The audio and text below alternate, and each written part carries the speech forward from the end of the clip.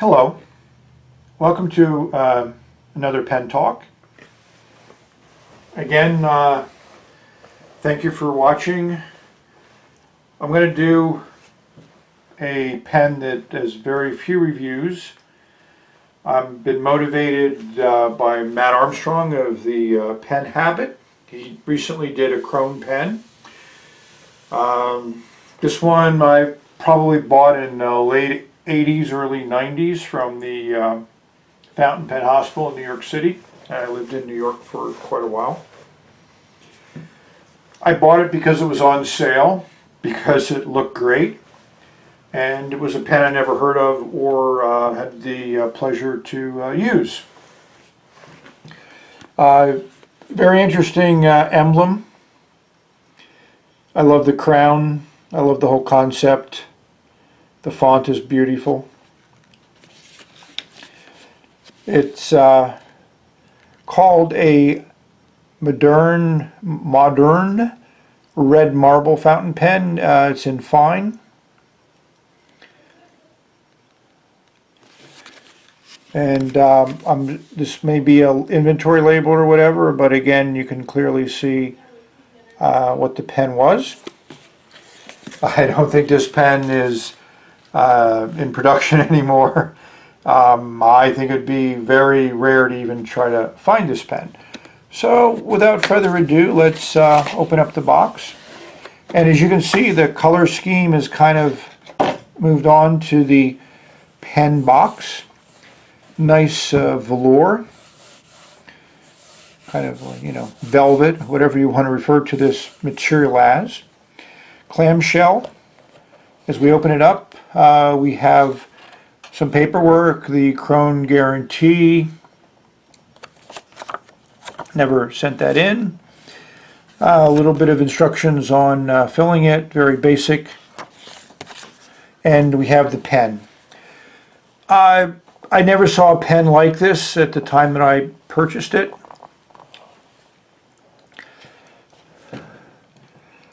The clip, the crown motif is in the top of the cap.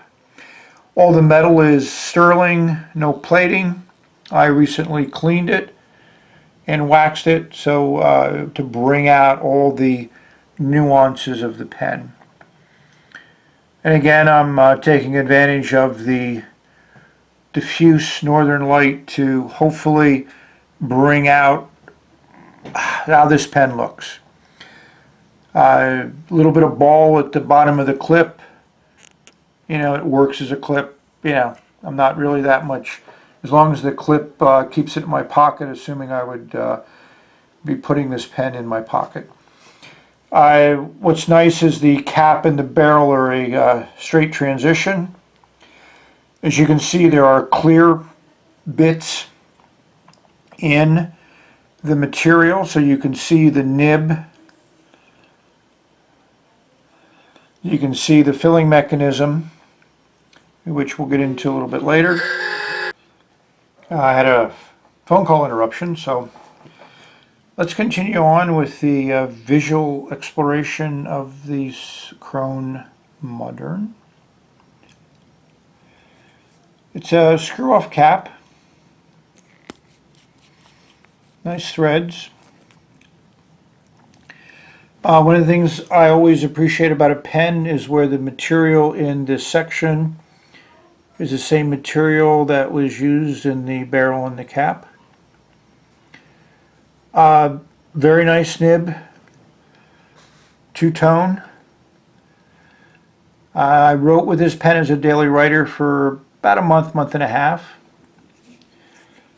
It fits nicely in the hand. If you want to, it can be capped, but I don't think, the cap doesn't fit very deeply on the barrel, which is what you would expect considering the cap and the barrel have the same outside diameter, but it could be done. The pen is lightweight. The cap there doesn't really change the balance. A lot of times I like to cap a pen just so I know where the cap is, and when I want to put the cap back on, it's easy to do.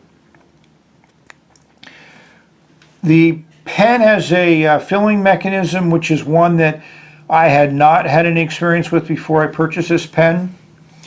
The blind cap, as it may be referred to, just unscrews. And as we see, there is a little metal part here, which when you turn it, we'll see if we can get a view here. It moves a piston up and down inside what I would call a captured converter.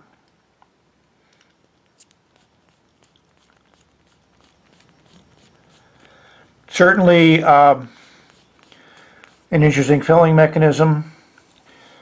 The pen, I clean it like I clean any cartridge converter pens. I have never taken this pen apart, so therefore who knows what pleasures it may have to breed.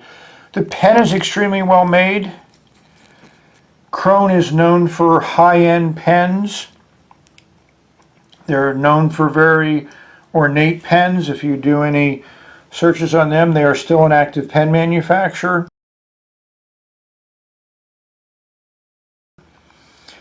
I have this strange fantasy that they sell a lot in airports and in that magazine that you get in the airplane that says, oh, buy this now. But they are well made, they write very well, they're very ergonomic. I think the section could be a little bit larger in diameter. It is a big step up. You really can't, you need to hold it in the section. So I always like a pen that have a nice transition between the section and the barrel. So if you want to hold it away from the nib, you can do that without drastically changing your orientation the way it writes. So we'll do a little writing sample, but hopefully you've enjoyed this visual exploration of a unique pen that you probably will never see again. But part of the enjoyment of pens is the fact that they have almost infinite variety, considering they all have one purpose in life, and that's to put ink on paper. Backed by popular demand is the pen comparison part of Pen Talk. The Krone Moderne, which is the focus and subject of this current talk. Another American pen manufacturer, Bexley, with their contribution to this comparison. The Lamy Safari, always part of the collection, and the Pelikan M800. As you can see, the Krone holds its own length and girth. The Bexley I really love. I did a video on that. Just beautiful acrylic. It's finished with many facets on it. Lamy is Lamy Safari, you know what can be said, and of course the M800 is a classic unto itself. I don't have any Mont Blanc 146 or 149. If I did, they might be part of this, but I don't know. My personal preference is I would take this over a 149 or 146 any day, especially from the nib viewpoint. I do own a few Mont Blancs. They're not at the high end. I have written with the 146 and the 149, and they don't rock my boat. So let's do an uncapping.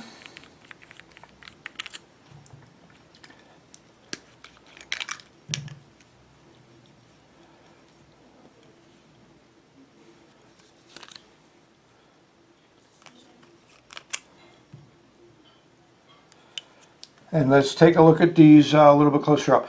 As you can see, the Krone is slightly smaller in length than the other three pens. Obviously the Bexley is the largest by far. When I used the Bexley as a daily writer, it took me a little bit of nib tweaking to get it to write the way I like it to write, but I was eventually able to do that. I just found the pen a little bit large for me.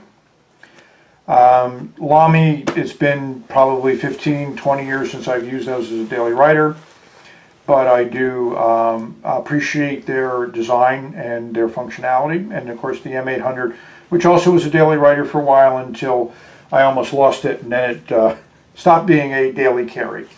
So let's take a look at the nibs, just to put it in perspective.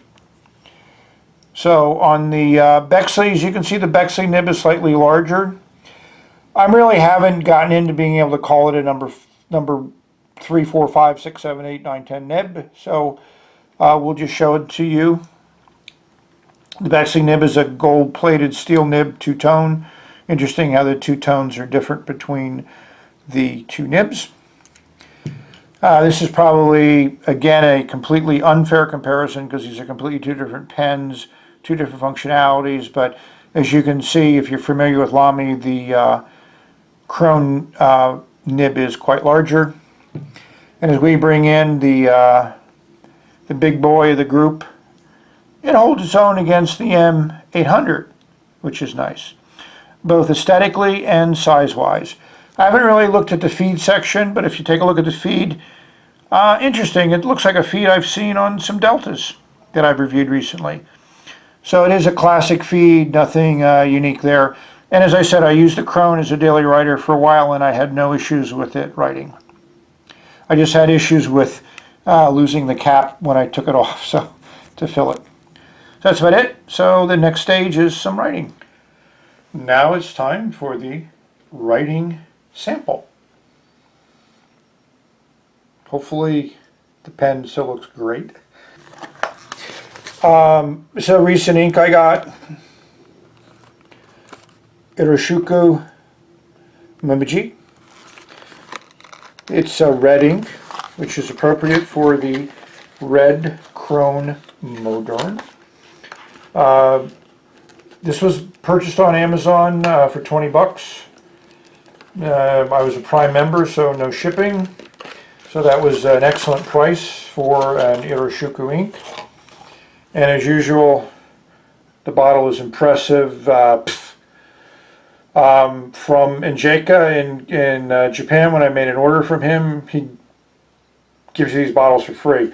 So I purchased 2 of them, which I have taken advantage of. We will uncap. Sorry about that off camera.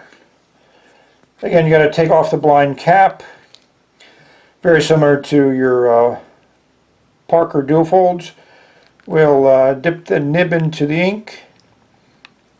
We'll do a few turns, and I got to look. Okay, so the piston is down at the bottom, and we're going to draw the piston up. I'm not going to fill it.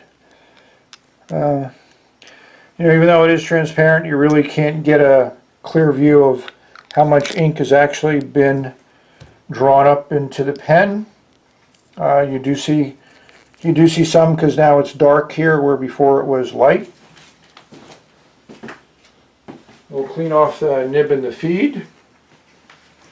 It's been a few years since I wrote with this pen, so let's put it to paper.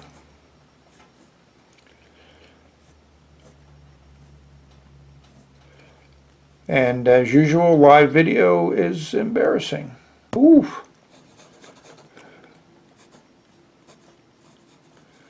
I have no explanation for what just happened. Obviously, I have ink on paper. So,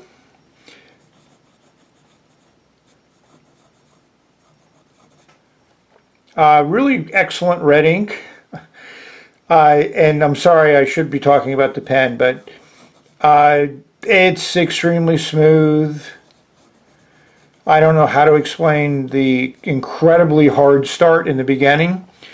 From the ink, it looks like it's a little bit of a pinkish shade here, which is not what I would have expected, but we'll take it for that. So now that it's writing, it writes extremely well. And as we can see, we can get some decent flex out of this nib.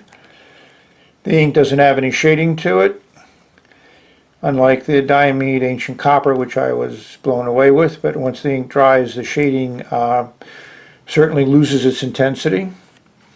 So hopefully you've enjoyed this view of a unique American-made fountain pen. Again, visually entertaining. Not something you may want to try to get or collect. If you are that much impressed with it, good luck on that one. So thank you for watching.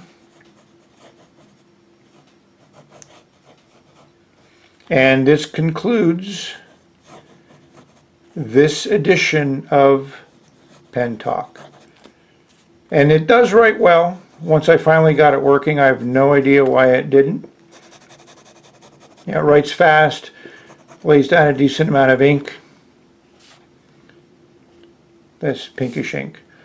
So a little bit disruptive, a little bit out of my normal pen videos, but hey, hope you enjoyed it. Bye.